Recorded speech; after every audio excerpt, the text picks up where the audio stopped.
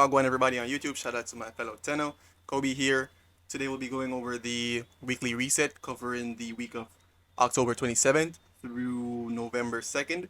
So let's go into it. Let's get in. Let's see exactly what's new this week and everything that's popping up and all the stuff in the game. Oh, Infinity Booster, that's cool.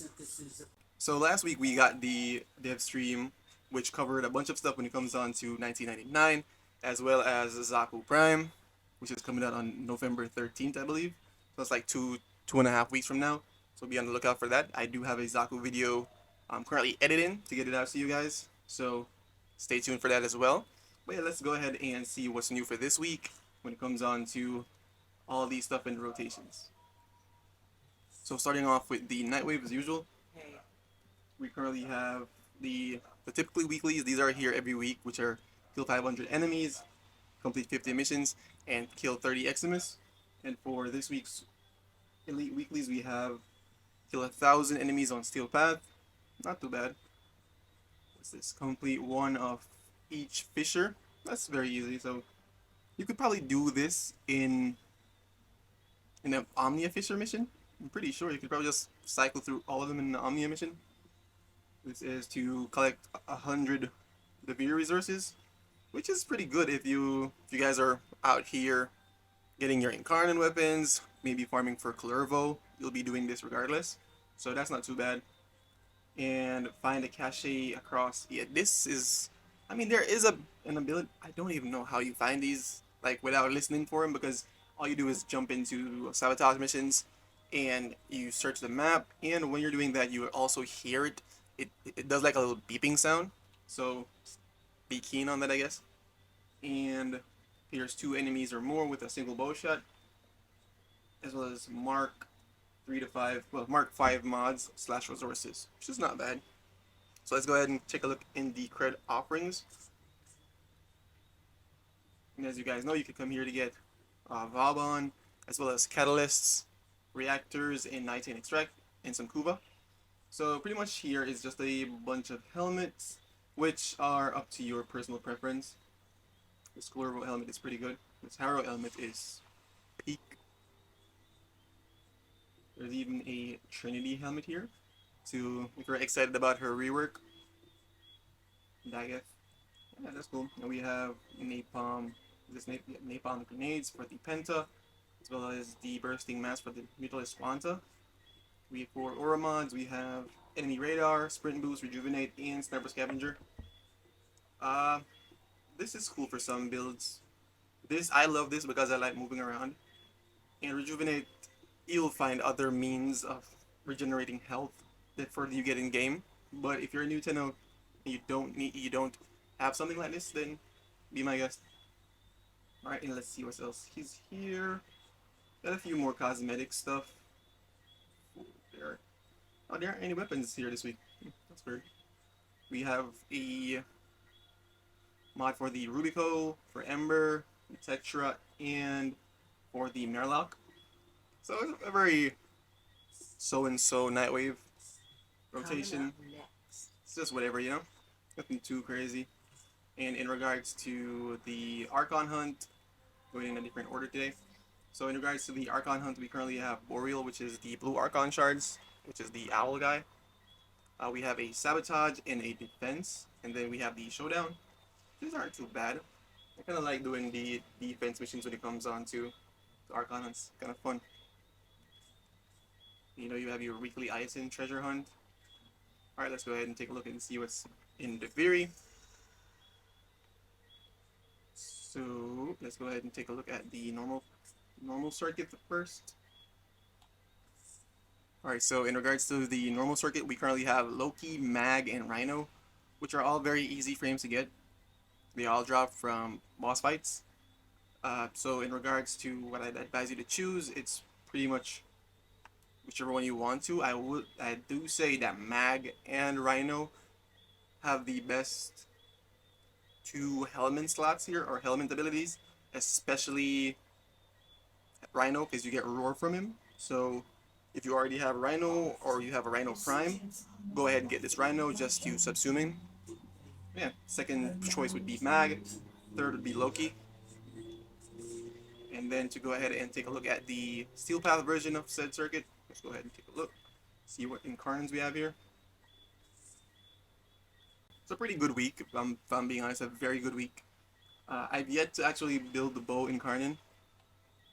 I don't have a bow, but yeah. The Latron is amazing. The Furus, top tier weapon. The Furax, it's cool when it comes on to using it for a stat stick or using it as a utility weapon. And the Strun is pretty good as well. It's pretty good. Let's see here. And in regards to the bow, it awakens a increased range and heavy attack efficiency. So essentially, it's like a pole arm that's made for heavy attacks, which not a lot of them. It's whatever. Probably that's why I haven't built it. Plus, I haven't gotten the Warframe. Latron, essentially what this does, it shoots out a bunch of like little energy balls, little heat balls that just bounce around and ricochet all around the room. And cool thing about this is when it comes on to its incarnate evolutions, you're able to actually have those armor strip based on puncture procs. So the more puncture procs you stack up on the enemies, your armor gets stripped off. Wait. Right, and the Furus also does a bunch of heat damage. Very short range when it comes on to its effective range. However, when it actually hits, it's like a truck. Like, this is one of my favorite, if not most used, sidearms. Probably only second to the dual toxicist. Well, not really, because I don't really use the dual toxicist that often nowadays. But Furus is very fun, awesome to use in situations like Void Cascade. Awesome weapon to use for there. The Furax, as I said, I pretty much just use this as a stat stick, or not necessarily a stat stick, but more so a utility weapon when it comes on to using it on Mesa and on, yeah, pretty much just Mesa, if I'm being honest. Yeah, pretty much just use it for Mesa. And the Strun Incarnate, which essentially just shoots out a bunch of like explosive projectiles. It lobs out a bunch of bombs, essentially. So when it comes on to my picks, I would say get the Latron and the Furus. If you already have both of these, get the Strun, Furax, and if you already have those two, then you can go ahead and get the bow. If you have everything, just scroll on over, get yourself some Rivens or some Kuba. Right? And that's pretty much it here. For the circuit, let's go ahead and take a look and see what Arcithis has in the Dorma Zone.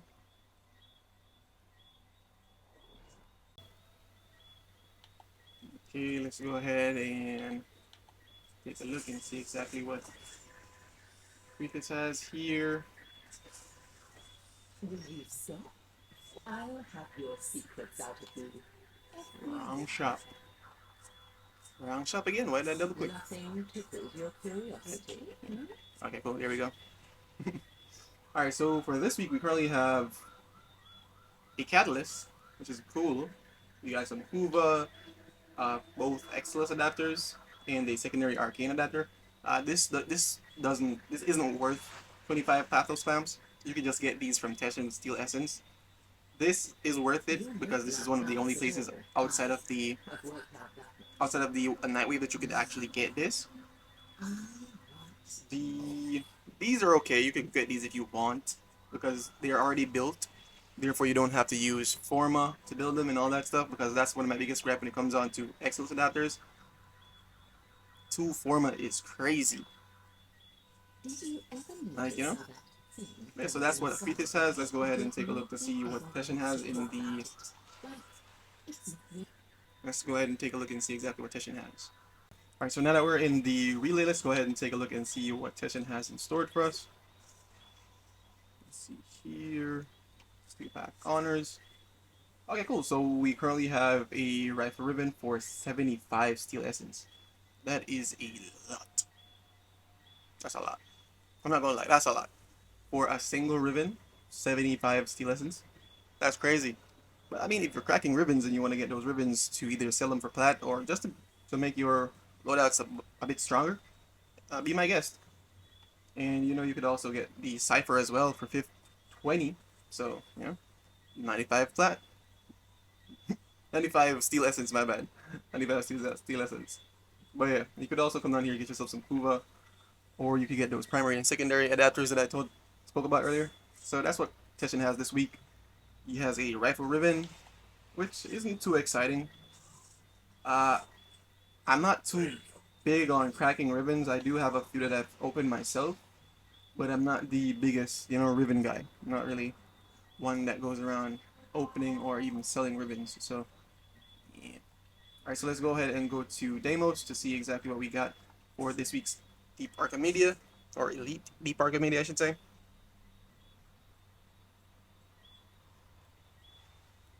Okay, so here we are in the Sanctum Anatomica. Please remember, guys, if you've already made it to rank 5 with the Kaguya Syndicate, go ahead and visit Bird 3. You'll be able to get yourself a extra Archon Shard for 30k rep. So go ahead and get that. And then since we already have that, let's go ahead and go talk to the Necroloid to see exactly what we got in store for us with this Deep Archimedea this week. Alright, so for this week we currently have Mirror Defense, Disruption, and Survival. So pretty chill. Well, not pretty chill. A lot of people in the community don't really seem to like Mirror Defense. I don't mind it. It's just that it sometimes gets annoying based on the modifiers. So for the modifiers that we're that I was just speaking about, we currently have Eroding Senses, the so essentially the wait, can you stop yapping, bro? But yeah, so when it comes on to the modifiers this week for the mirror defense, essentially the Vitrium and the Oracle will continuously take damage, so they'll just keep ticking down in health, and getting those boss being glyphs, those little things that float around, those little white things or blue things, you just catch those, it'll heal it partially. So you just want to make sure that you're constantly catching those. So maybe you have like one person dedicated to just do that, or you guys could do that as a team effort, it doesn't really matter. And for the second one, it is allies slain within enemies. You gain fire rate, but you also lose ammo efficiency, so you'll be dumping your mag. I won't be saying what I was gonna say, but you'll be dumping your ammo very, very quickly. Hostile regeneration, health slowly regenerates. This does also include the Necromex, so if you spawn a Necromex to cut the time down, it'll also regenerate health slowly. So you want to make sure that if you're spawning them, you're getting rid of them as quickly as possible. All right. And in regards to the second one, which is Disruption, all Gruslings are Eximus. And if I'm being honest, these Gruslings, when they're Eximus, they're way too tanky. It's not worth it. Just leave them alone. Try to get the keys some way else. Don't worry about these guys unless you want to. Then be my guest. Slain enemies will burst void energy. That's a bit annoying, but very avoidable. Rupturing fragments replace shuffling fragments. Essentially, the little arm guys, they explode. So they pretty much just walk up to you. Sometimes they could be very sneaky about it. They just walk up to you and then they explode. It does a boatload of damage. So please be wary, because those things can one or two shot you if there's two of them in the area. Let's see here. Survival is the life support towers are. Oh, so there won't be any life support towers, so you won't be able to at will replenish the life support, but every 90 minutes, or 90 seconds I should say, a necromech will spawn, and once you kill it, it'll drop a bunch of life support modules, or it'll pick up ones which will still be dropping from enemies, so it's very manageable. The rogue Calaverians, which are the guys that look like clocks, they have weapons that do 5 times damage to Overguard and Necromechs. So if you're a Dante or a Rhino, you may be having somewhat of a rough time. Well, then again, if you're a Dante, you're cool. If you're a Rhino, you're alright. Uh, Bolstered Belligerents. All enemies have Overguard equal to 50% of their health. I wonder if you do radiation procs on the enemies and they hit themselves, if they take 5 times damage to that Overguard. But that's not important. But yeah, so those are the modifiers when it comes on to the Elite Deep Archimedea. In regards to the personal ones, we have abbreviated abilities, which essentially just reduces your ability duration to 50%. So 10 seconds become 5. Gear embargo, you won't be able to use gear. Untreatable. Pickups don't heal. So if you're picking up health orbs and anything like that, you won't be healed. In energy exhaustion, you lose 2 energy per second if the enemies are around you. So don't stand around.